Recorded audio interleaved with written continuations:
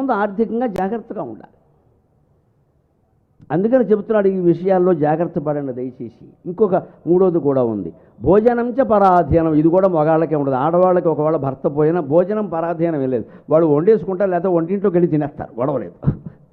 ఈ మగాడు హాల్లో కూర్చుంటాడు, వీడికి ఇప్పటికే 75 ఏళ్ళు, భార్య పోయింది, కోడలో కొడుకో ఎవరో పెడితే కానీ తినడానికి లేదు.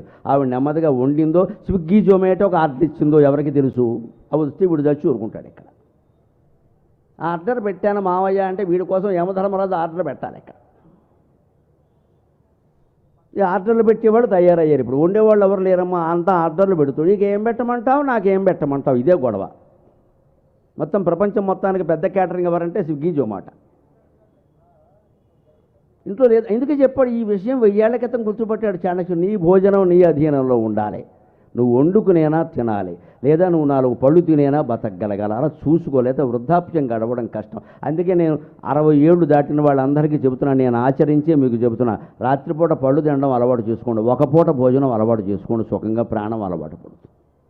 నేను 2010లో రాత్రిపూట అన్నం మానేశాను, పలహారం కూడా మానేశాను. రాత్రిపూట ఇప్పుడు ఇంత ప్రసంగం చేసిన తర్వాత కారులో తినేది ఏమిటంటే 2 యాపిల్ పళ్ళు లేకపోతే 2 కమలా పళ్ళు, అంతే, ఇంకేం ఉండదు ఇక్కడ. ఇలా 2010 నుంచి నడుస్తూనే ఉంది హాయిగా. గొంతు గంటసాల గొంతులో పలుకుతుంది, ఏం ఇబ్బంది ఏం లేదు ఇక్కడ. 60 ఏళ్ళు దాకా 65 నా వయసు. తగ్గించాలి. ఒకటి శరీరం తట్టుకోలేదు, రెండోది ఏమో రేపు ఏ స్థితి వస్తుందో, 4 పళ్ళు తిని బతకడం. ఇప్పుడు నాకు ఏం ఇబ్బంది వచ్చినా నాకు బెంగలేదు, ఎందుకంటే మధ్యాహ్నం కూడా పళ్ళే తింటాం, ఏంటట అయిపోయా. ఇంకా 4 పళ్ళు అప్పుడు ఎక్కువ తింటాం, రాత్రి 2 తింటాం, మధ్యాహ్నం 4 తింటాం. మొన్న 32 పళ్ళు, 32 లోపు తింటే చాలు, ఇంకేం అక్కడ.